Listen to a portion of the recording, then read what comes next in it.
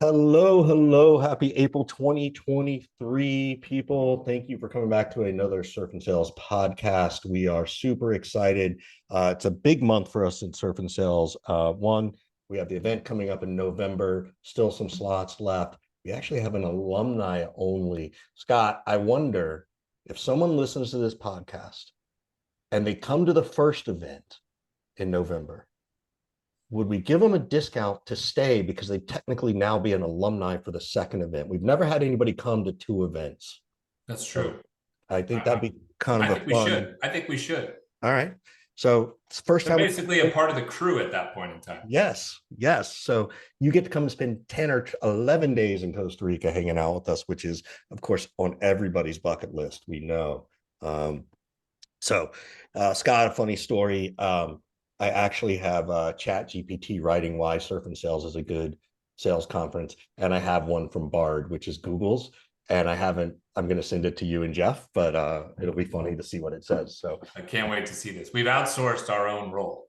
yes. Before we get into everything with our good friend Tim Harris, who is here from us, director of product over at Unifone and host of the B2B EQ podcast. Please check his out. But got to say thanks to HubSpot. HubSpot has found us, we don't know how or why, and decided to put us on the HubSpot podcast network, and we are eternally grateful. We appreciate that. And there's a couple of podcasts that they want us to talk about too. One is a good friend of ours, Jason Bay, who I think we need to have back on, Scott. Like, I think it's been a while since we. Yeah, I'll be in charge of that. I'll write a note right now. All right, there you go. There's one thing Scott can actually do. Otherwise, I do it all. And there's a couple of episodes that he's done. He's done one with Jen Allen about community growth and lead over at Lavender. She talks in the episode they did. She'll talk about the old way of selling, consensus to sell versus consensus on the problem, which I think is really cool. Like finally getting the team to understand there's an issue, not just a consensus to buy and get approval on the purchase. I thought that one was really good. And then of course Udi. Scott, I don't even know if we've ever had Udi from Gone On. Have we? I have talked to him so many times. It feels like he must have been on the podcast. I don't think he has. I don't know. I think you might be right. I think you should bring him on, but he was on with Jason Bay on Jason's podcast. So please be sure to go check them out. And Jason, it's called Outbound Squad by Jason Bay. Check them out on his podcast. Check out those episodes. Check them out on LinkedIn. And without any further ado, Tim Harris, a man I'm very fond of because we have similar last names, but very different hairstyles. As he has hair two style and I have none. So Tim, welcome, my man. Hey, great to be here. Really had a fun conversation with you recently, and Scott, good to catch up. It's been a while. Love the Chico hat. So throwback to pioneer days for anybody who's old school Northern California. I'm telling you, my father, if he listens to this podcast, right? Because the two that I always can count on, mom and dad, right? Good listens. I'm telling you, he's going to get a laugh at that. Yeah, I know I'm going to get at least one download on any episode that I do, and it's going to be my mom. This is true. I still need to bring your mom on with you. I've done an interview of Scott's mom with his parents, but I want to bring her on with Scott. I think that'd be the best episode ever. Oh, one day. Yeah. Here we go. Maybe for the intros. Sure. Yes, sure. We'll have her read the intro from now on. That would be hilarious. So let's first thing, Tim, what is Unifone? Give people an understanding of that and give people an understanding of what it means to be the director of product marketing. We all kind of know, but we don't really know. We just have opinions about marketing. And it's different everywhere you go, right? So I moved from a VP role at a smaller startup to now director role of a startup inside of a startup. Unifor has been around for 15 years. They started in India. CEO, tremendous man, very smart, and same age as myself. So someone I look up to, but also I'm always amazed at what he's been able to create. And they worked in the contact center space for quite some time around conversational AI and automation, helping some really large global organizations in efficiency and effectiveness of their contact center. And we have recently, through acquiring a company out of Valencia, jumped into the conversational intelligence space. So you're just talking about having Udi on. that space has been red hot for sales. And if you're a company with the pedigree of analyzing and understanding conversations at scale, you can definitely help sales leaders. So we're doing that from an idea of looking at the conversation, not just what is said. So not just the spoken word, but the tone of voice. And now that all of these interactions are on video, the behavioral cues and the way we interact with each other. So really the human side of selling, and AI is even getting involved in that. I know we were talking about ChatGPT, so all over the place. Well, we'll need to make sure that you get on Jason Bay's podcast. We'll see if we can help you there. So I appreciate it. Since he had Udi on, might as well have you see if there's a different perspective, right? Hey, it's all interesting in the tech world because there's all of us are such leading edge. Like you get into CI or you get into any of these spaces, and it's like you're amazed with how many people haven't used ChatGPT yet, even though it's all over the place and there's a million users. You know, there's a billion people out in the world. It's just in its infancy. Yep. CI, I think, in sales teams is the same thing. So all of us, you know, raise the tides together. That's kind of weird to think about the bubble that we're in. You're saying we're all on the cutting edge of sorts. And I feel all the time, I'm just like, nobody has any new good ideas. That's just what I'm just like reading everything. It's like, we all suck. We've all peaked. Nobody has anything new. And then you say you leave this little bubble and you go to this other part of the universe and people are like, whoa, mind blown. You've done all this. We got to get outside of the tech bubble is what I'm hearing, Richard. Yep. I think it's true. You know, it's you're playing at a high level where we're really innovative and inventive and trying a lot of things. But think of, you know, those curves, and you think of how many people it takes to adopt something and really get it understood and used. We were just talking to Forrester, and their take on the market is that like most sales organizations use CI as just like a call recorder still to this day. Yeah. And they don't know what else. They're not using it to coach. Yeah, to coach, to listen in, and to find just the key moments and snippets, or to save them time, or you know, to sell as a team, and some of the different things that, you know, when you're sitting in why Scott and I will have job security forever, because people are still idiots even when they have the technology to do it for them. Thank God. Thank God, or we'd have to get a real job. Scott's problem is that if he gets too technical, he becomes the idiot because he's, you know. I just need to know just enough to be dangerous. Right. That's really what it is. Right. Richard, you go figure out how to connect the call recording to our coaching session. I'll give all the coaching. That's how it works. Hey, but at the end of the day, it comes down to the human side still. Yeah. Like that's yeah, important. I want to jump in on you know, the marketing and sales, and you know, the dogs and cats and all that kind of stuff. You know, I think my question is, what do we get wrong in sales about product marketing in that role? What do you think we get wrong? And what do we get right? What have we learned? I don't know, but I always like to start with negatives. You know, I think there's a recent post I saw, and I'll give Jared credit because it's a lot of, you know, different people sharing the same message, but it's this idea of like, we come on and we want content about our products and about our services and about our features, and this is what we have and this is what we do. And people think, oh, that's the job of product marketing to go supply all that. But that's not what people really buy. And any sales professional that I've found, like the ones that are really good at engaging me about a product when I'm buying, are the ones that are like listening and they're asking questions and they understand my market and they understand my industries, and they're not really telling me about the features and those things. Like I'm more asking about those things once we've figured out a problem to solve or a tactic to try and deploy. And so I think there's always a mishap of like, can product marketing give me this product content? Can you give me that feature sheet? Can you give me this like slick on this? But that's not typically what moves a deal forward, especially like in an enterprise deal.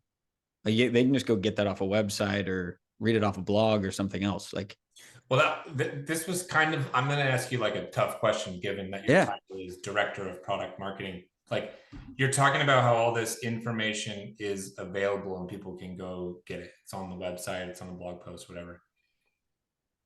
Is the role of a product marketer here to stay? Is it going to go? Is it going away?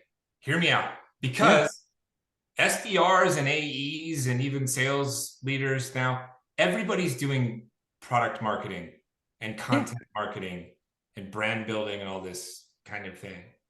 So do we need your role? Are you the one steering the ship, keeping everybody in line, or are you just like, Scott just fired. He just put you on a PIP. You got invited to come to I'm just asking a question. on a PIP. Hey, I'm going surfing. That works. I'm asking a question. I'll head out.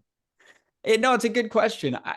I guess I could say the same thing, like vice versa to sales, and then I'd probably just frustrate a lot of people that are listening. But it's like, is sales just a channel to distribute a message, and do we need a seller, right? Like, I 100% agree with that. That is a valid question to be asking. I want to have that dialogue. Yeah, and so I think, like, to me, it's a team sport. Like, I played rugby. I may not look like it, but I played rugby for quite a few years at a pretty high level. You didn't have to be the biggest person out there to be really effective, although the biggest person out there could also really be effective, right? Like, everybody had a role to play and a skill set that added to how you could progress the ball down the field. And I think if we're really looking at, like, how do you build a team today, I think it's how are you going to progress the ball down the field? And then what are the players you need to do that? Like, you can play different styles. Yeah. And that's how I see it. I have 2 quick thoughts on that. Number 1, Tim must be super fast because he doesn't look beat up at all from playing rugby. So I was looking at his ears. Avoided looking for the cauliflower ear. Yeah, he just ran around and avoided everybody. So if that's the case, and I would agree with you. Yeah. Why the hell does everybody have different goals? That's the tough part. I think everybody should have different leading indicators, different metrics of like, for example, if I'm going to be really good at being fast and avoiding people and running around the field, I got to have some metrics around, like, I'm fast, I'm not slouching, I'm those types of things. Yeah. So for a product marketer, it could be specific metrics around initiatives that you're trying to push, whether it's like evangelism and getting the word out. So it's how many people am I talking to and how many people are listening to what we're getting out into the market from a self-serve side. Now, it still has to be tied back to revenue, right? And we all have to, I think, share in that. But I think the leading indicators can be different. What is product marketing KPI? What are your KPIs? So for right now, we do tie back to revenue, right? So I'm in the conversation around revenue around 2 things. What accounts are coming in and how are they engaging and where are they coming in from? What channels? And then also in the buying journey, where are they getting stuck and how can both teams support? Because there is a revenue target at the end that we're all working towards. So a lot of the metrics for me right now are, do we have content out there that's bringing people in a self-serve way, right? And we getting people to come through those channels, educate themselves and come in, and we providing the right engagement there. And then it's also, okay, in the buying journey, like, where are they getting stuck and how is marketing supporting to move them forward?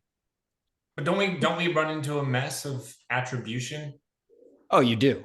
I think that's the hardest part, is like when it becomes they did this, they did that, like everybody's numbers. So why can't I just start a company right now and just be like, Richard, you're in charge of sales. Tim, you're in charge of marketing. Our goal by January 1 is to have $1 million in revenue. Don't fucking care how you do it. Go make it happen. Well, I think you just nailed it. It's not a question of attribution being the problem. It's a question of compensation. It's a compensation question that you're really talking about. And people get very emotional about money and they hide it in this smokescreen of the word attribution. And they're always looking, I was just talking about this earlier, they're always looking for somebody else to blame. They're not looking for someone to give credit. They're looking to give blame. Oh, marketing got it. That means sales doesn't. Fuck you, sales. Yeah, because we've all been in those arguments before. It's so frustrating. And I remember just thinking, like, who cares? We just closed the deal. We should all be happy right now. The amount of brain energy and time, like I tell this to people all the time, take the 5 people who are having this conversation, combine all their salaries, divide it by the hour. And based on the fact that even if it's a 20-minute conversation, you just wasted an entire hour of time over a compensation question of $300 for your SDR what should you have been doing with that 20 minutes each of you to grow your fucking business? Like that's the math behind it, right? And it just frustrates me to no end. So I think compensation, I've just like been off that a little bit, because the other thing I've found is when you get two people that see marketing and sales and how they interact the same way, like philosophically view it the same way, it's a hell of a lot easier than when you get two people that are like, these two circles don't overlap at all. Like you've come from one world where it's totally sales driven and marketing's just been make things look pretty. And when the lead comes in, marketing don't touch it, or vice versa. Like if you don't see the world the same way, that should potentially be sussed out like in the interviewing process, as we're making sure Tim and Scott are going to vibe and get along, or if they literally come from like two different planets. Right? Should be. Yeah. Because that's where I think things get off on like a really tough foot. And at that point, you know, you're trying to take almost two religions and form them together. That's tough. You're not going to win there. Yeah, that's super interesting. I have a question for you on the product marketing side. I'm going to shift. Yeah. Who on the product marketing team is supposed to be talking to the prospects and customers? So I try and listen all over the place. What do you mean? For myself, like I'm a single product marketer for our product. So I kind of have a jack of all trades type of overview. I don't have a big team right now in the product marketing side. So it's either listen to sales calls and recordings afterwards and get some intel there, because I want to have that pulse, and we're trying to find that product market fit and bring this to market. So it's a newer product, but to me, there shouldn't be any barriers to talking to prospects or customers across. So that's my next question. Have you ever, and maybe at a previous role, and again, you're a team of one, so bandwidth is matters, right? And if you've got a recording, I can support that. Yeah. But shouldn't someone in this role be cold calling and talking to people and prospects and customers like as much as customer success does, or even prospects, or not to try and pitch them and sell them, but to understand their pain? Like I often find that that's just not happening. It's not, it's not, you're right. And I mean, for us, like the podcast is a great tactic to do that, right? It's a great tactic to get a feeler out on the market and listen and bring someone on and ask them some questions. But you're spot on. I spend probably half of my time out talking to people in the market that are either influencers, people that would be, around a solution like this, or people that would be the decision maker. And hell, some of the people I've just been talking to recently are the customers I had at former companies you worked at, because you knew them from those, like you built those strong relationships even there. Yeah, that's the biggest pain I see. I have a follow-up to that is, it's my belief, and tell me if I'm right or wrong, that with the best of intentions, product marketing and marketing want to write content that's meaningful to salespeople, and it misses the mark. So often I feel like I see marketing messaging. I can go to anybody's website and it tells me what you do. I don't want to know what you do. I want to know the pain that you solve. I want the Tylenol headache commercial where someone's holding their hand on their forehead and it's red. When I land on your webpage, I want to go, that's me. How have you figured out a way to make that better? Should they be separate? Maybe it's like, well, no, Richard, you kind of need to do this and you need to do it this way, because it is two different things. I think that there's different parts, like everybody comes to a website at different stages of the journey. And I think the pain message is a critical one, but I think people try and have a website. We're just talking with Brent Adamson. He was saying like the website interaction has always been kind of shitty, right? It just is. Like you get on, it's a general website. Maybe it's got a cookie where it changes some content to you or to your persona or but it's a lot of it's a guess. And none of us are one size fits all. Like not every CRO has the same pain point. Not every RevOps person has the same pain point. And a website's a one-to-many. It's not a one-to-one. So I think you also, to some extent, have to have this balance where how do you feel comfortable in a marketing message that's one-to-many and be confident in that? And then also understand and have the empathy from a seller that's like, hey, I can give you the one-to-many, but your job is to take it one-to-one. Your job is to make it personal. That's how I see some of that difference between like the product marketing and the website and like that sales interaction. So Scott, I'm going to make you change your website, and I want it to be a little bit of a lively one. And all I want it to be is a fire and cash just dropping in. and whoever lands on your website, and it just says, if you feel like you're losing money and burning it unnecessarily, we need to talk. That's my one-to-many suggestion. If you took two prospect messages, put them side by side, one was from sales and one was from marketing, should you be able to tell the difference between the two? That's what Tim's kind of talking about.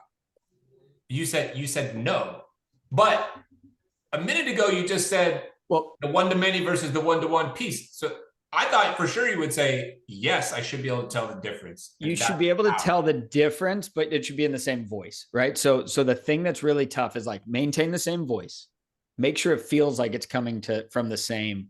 So how does somebody tactically maintain the same voice? What does that mean? Yeah.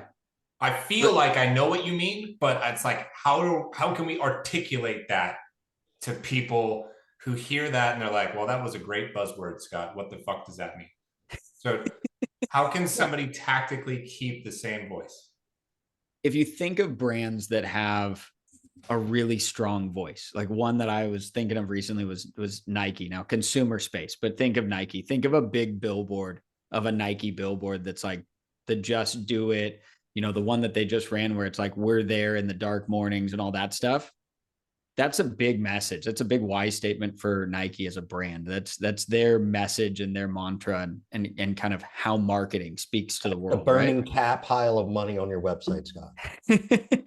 But then if a seller came out and was like, hey, check out these new running shoes, they're really flashy and cool, like that doesn't jive. But if somebody came up and said like, hey, I'm Scott, I went on this journey with Nike and now I'm here to help you on yours. Yeah. Let's talk about what your goals are and what you're trying to chase down. Oh, wow. Well, I just read that really aspirational message here, and that seller just brought it to life one-to-one with me. Good. That's good. That I think is much better tactical advice than just like saying, got to keep the same voice. I think know what that means, but then they're like, how do I do that? So appreciate you breaking that down. Richard, mid-roll time, dude. Yeah, I got to find the document, dude. This is the best part, isn't it? So prepared. This is why I got too many windows open. But this is why we're so fun and why we don't do pre-reports, because it makes it more interesting. And now Scott can talk to me about. I'll let you keep searching.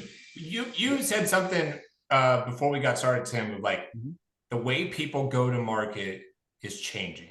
Yeah. What do you mean by that?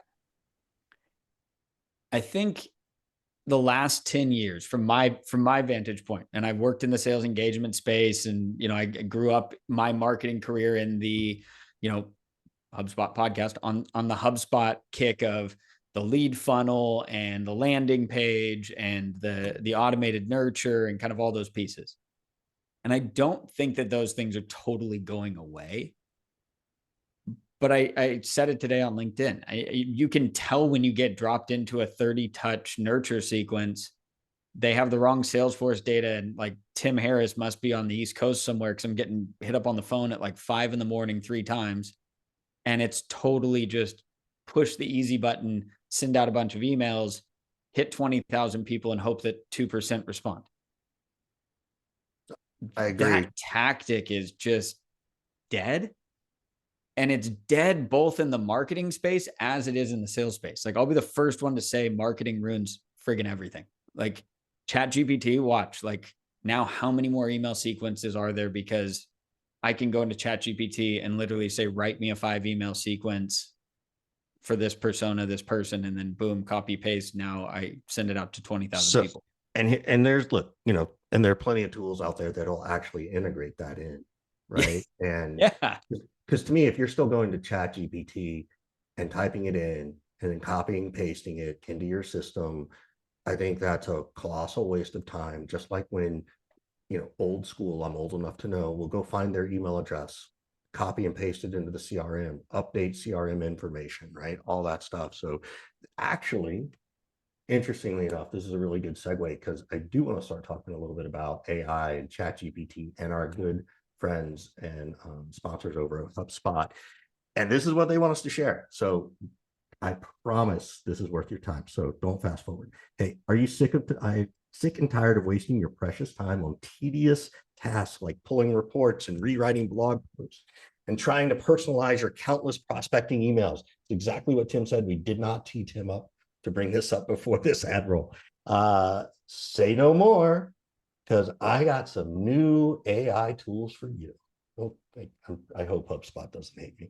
So they actually have, the cool part is HubSpot does have an AI tool, and it's a content assistant, and they call it ChatSpot. It's very cool. I've taken a look at it, played around with it a little bit, and it is actually helping to streamline this piece. And Content Assistant uses the power of ChatGPT to help create your content outlines, your outreach emails, your web pages.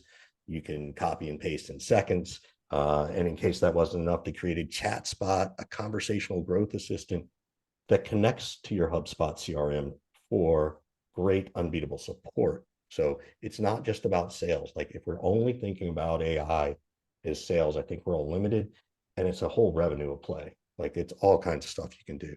So with their chat-based commands, you can manage contacts, run reports, and even ask for status updates. The easy-to-use CRM just got easier. Head over to HubSpot.com/artificial intelligence to get early access. HubSpot.com/artificial-intelligence. Oh, I forgot that. HubSpot.com/artificial-intelligence.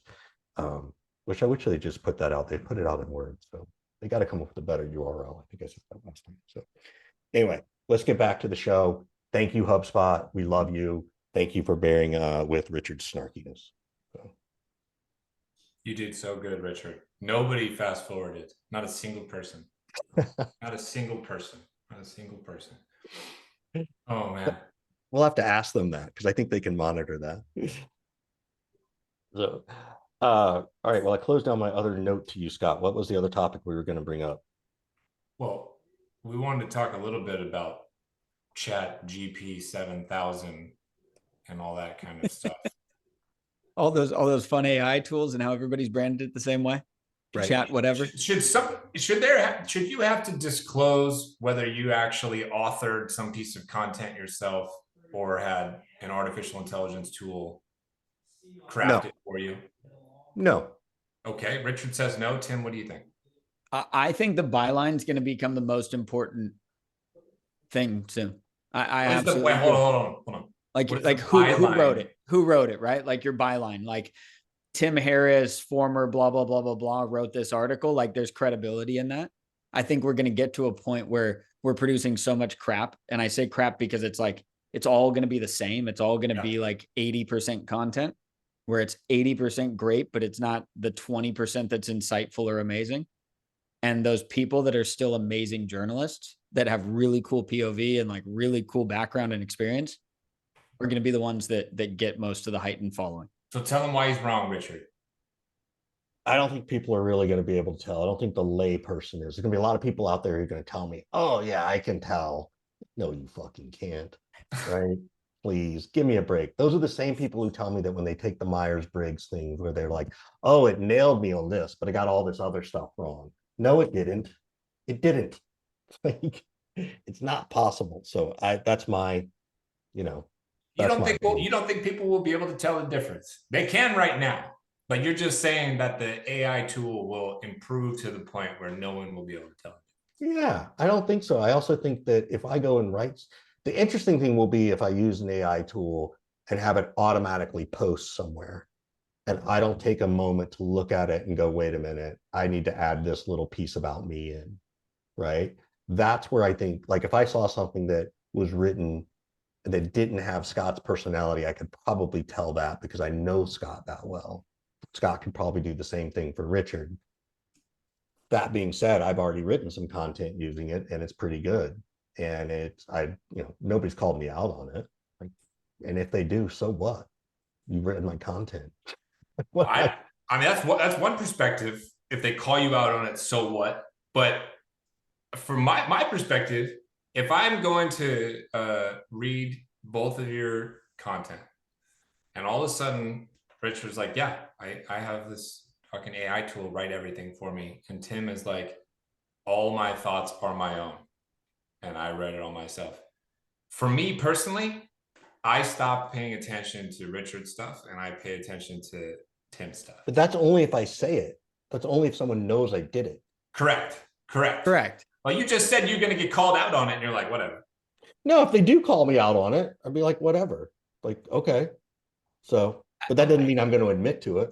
You know me, Scott. What would I say? Someone calls me out. Oh, I know. You'd be like, so what? What difference does it make? Did it help you? Yes. Great. Who cares? Yeah. That's kind of my point. And but most people would be like, okay, he stood up for himself. He admitted it. And yeah, it was helpful. Even you, Scott, would do that. But I'll challenge.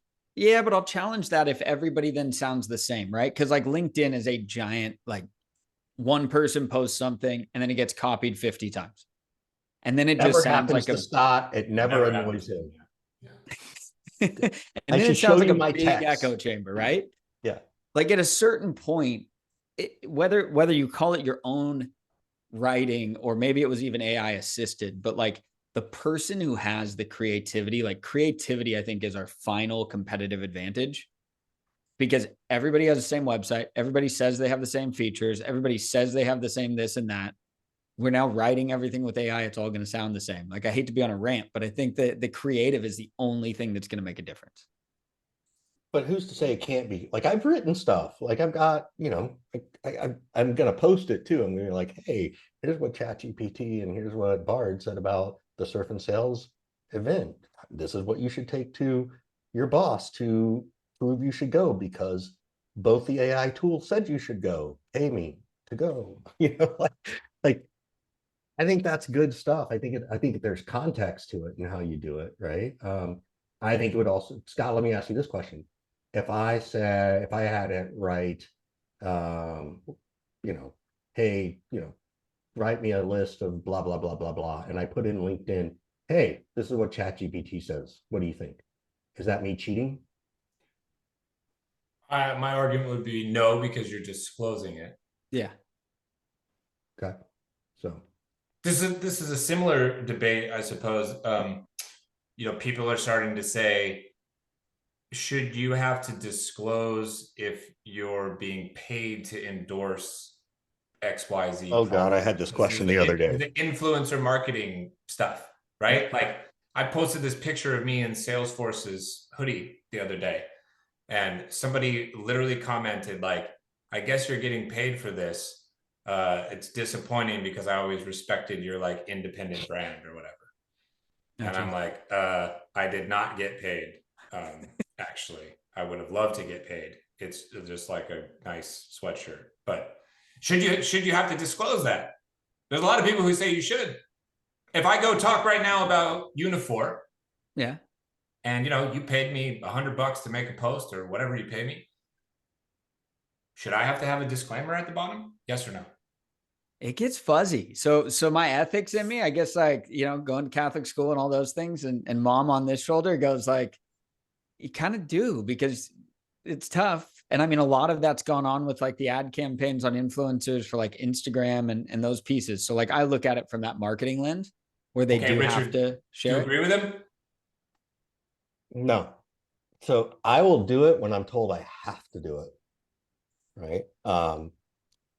That's a good point. And in addition, and I think it's, there's a difference because Scott, you and I have this, right? Like people do ask us to do things. Yeah. We also do it for things that we believe in. Yeah. And we don't talk about things, hey, you should go check it out just because they're cool, right? There's, one of the things I always do is if someone asks me to do it, I'm like, well, you got to give me some thought leadership to why I should promote this, right? You want access to my audience. Well, my audience wants advice, tactical advice. And so I think if I blend those two things together, I don't have to worry about it, right? And it's no different than, well, what if they pay me to speak? and they ask me to run something on LinkedIn, do I need to run a disclaimer? I've been speaking at places for a long time, some free, some paid, mostly free. I've never had to do I need to disclaim that I did it for free? No. So now, I don't know how it works on the Instagram and the Kardashians and the legal aspect of all that stuff. If someone comes along and says you got to do it, I'll find a fun way to do it. Right? Like that's what you do. I like your point on the differentiation between, like, if I only am a brand that will endorse stuff that I use, that it's like truly something I'm passionate about or believe in, I can see that being more organic and real. And then, hey, happens to be that you're sponsored by them or something, but you truly do believe it and live it.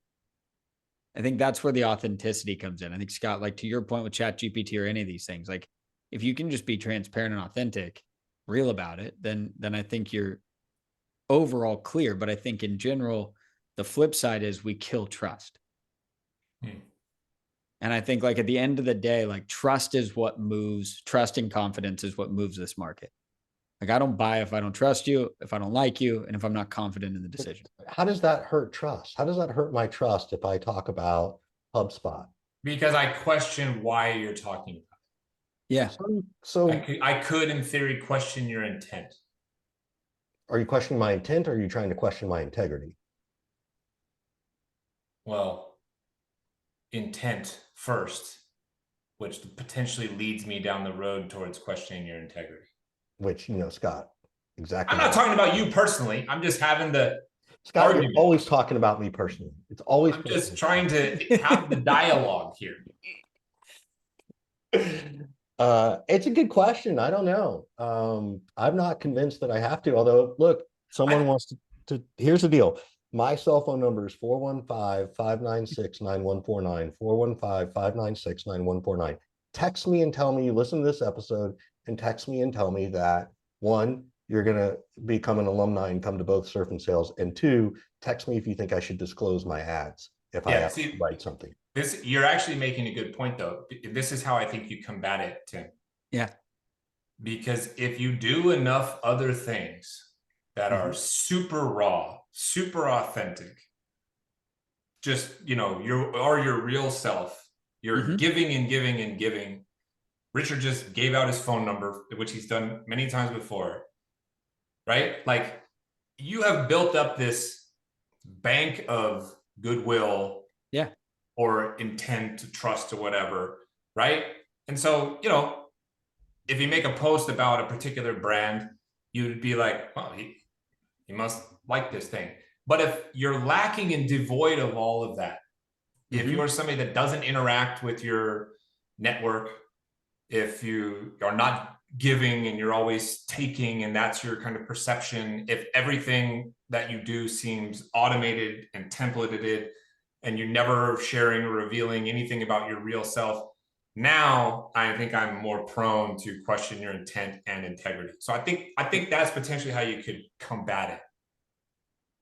I think you're spot on with that, because I think you're right. Like, Richard has a bank of trust. People know him. People trust him. People are going to say, okay, he's a straight shooter with things. Like, he'd probably tell me an honest review of XYZ product, even if he endorsed it. Hey, then it's a different conversation. But if you're just bought and sold, I think that's where people are like, I'm over that. There's too much noise in the market. It's just bought and sold. It'd be interesting to see someone who's just bought and sold and how they're surviving on that methodology, because prior to being bought and sold, they would have had to build the brand. Yeah. Right.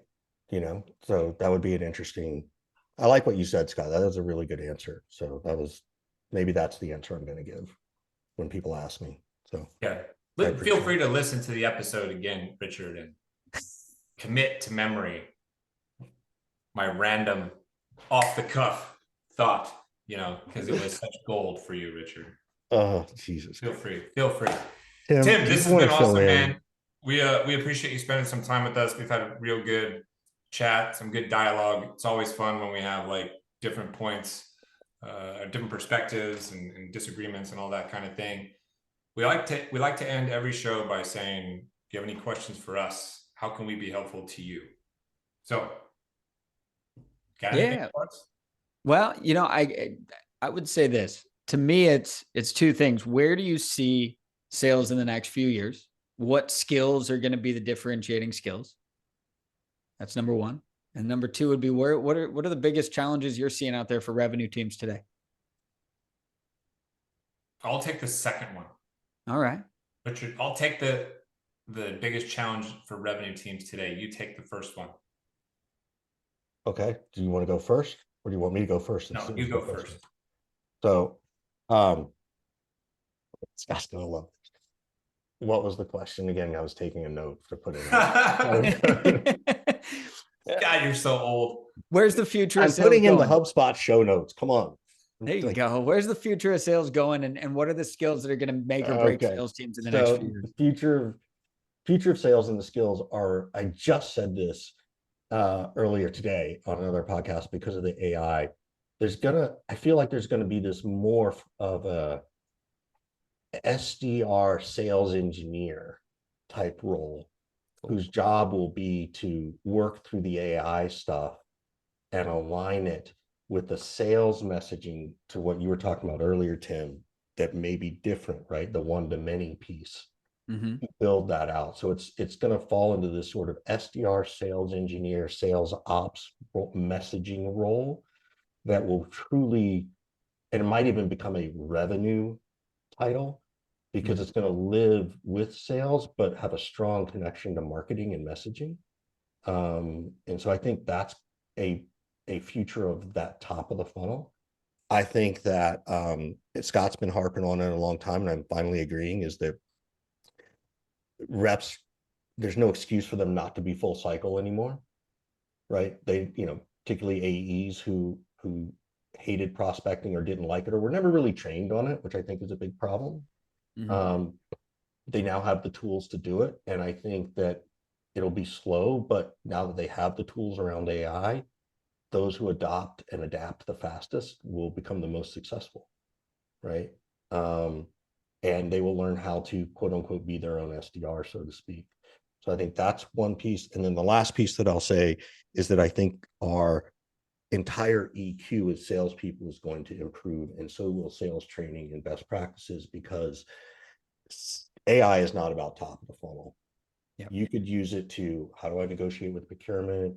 How do I do a best demo practice? Here's my demo script. What should I cut out of it? There's all kinds of things in the middle of the funnel. How do I talk to this persona? How do I talk to this persona in a different company? All that kind of stuff. And I think that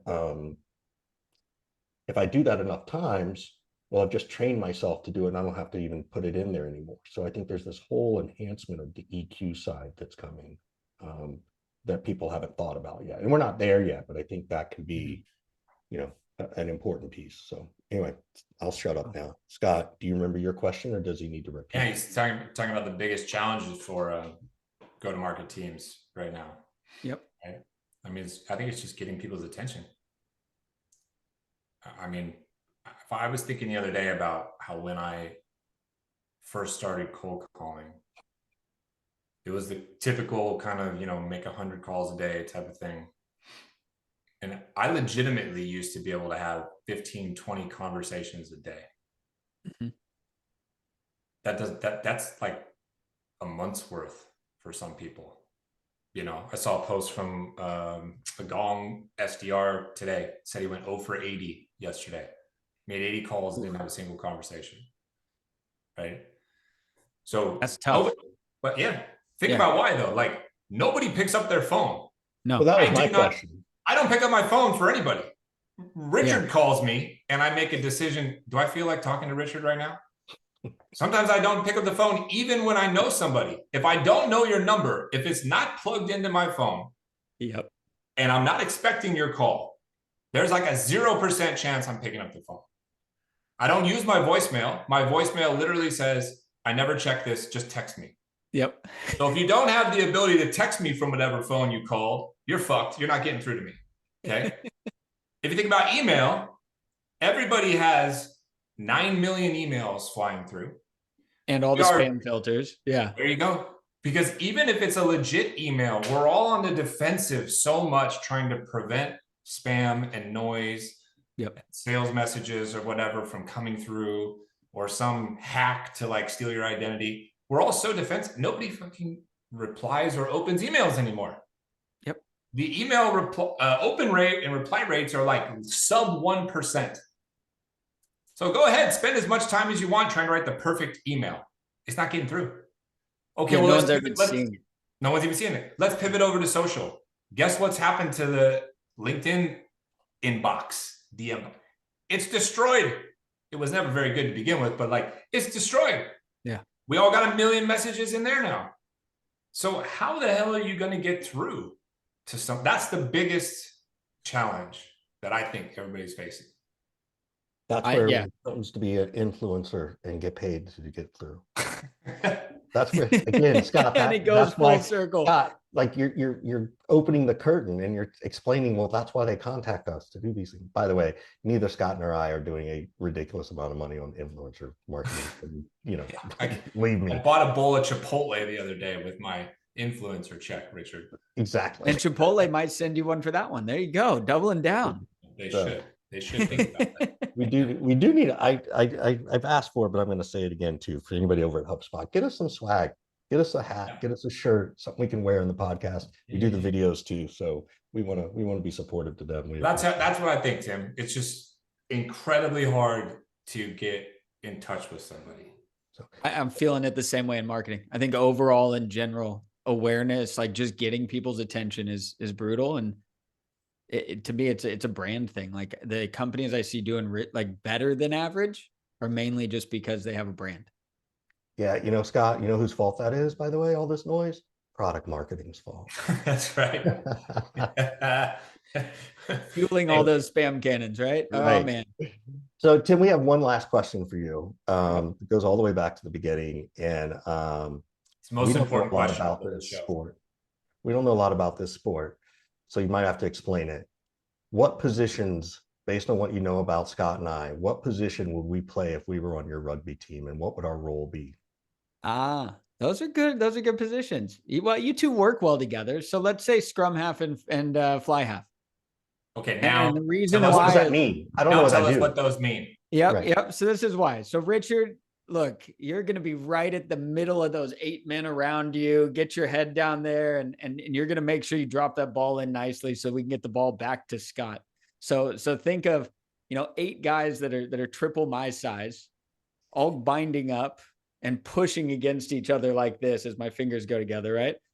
You're going to put a ball right into the middle of there, and you're going to make sure that your team pushes, kind of guide them, coach them a little bit, move them forward, get that ball out. Am I in the middle of the scrum, or am I on the outside pushing? Don't worry, you're on the outside. You're close. You're safe. Oh, good. Yeah, you're safe. Was all excited. Scott I thought you were in the trenches. I thought he said you were in the trenches.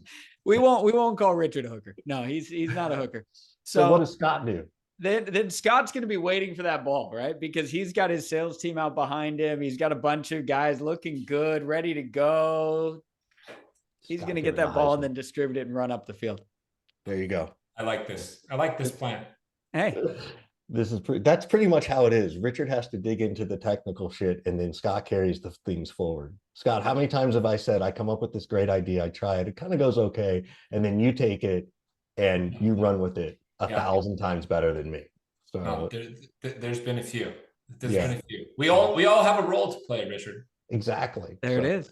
Tim nailed it. So Tim nailed it. So thanks again, Tim. We appreciate it. Thank you so much. This was a lot of fun. We appreciate it, my man. This was a lot of fun. Yeah, Richard, Scott, thank you so much for having me on, and have a great time on the next trip in November. Thank you.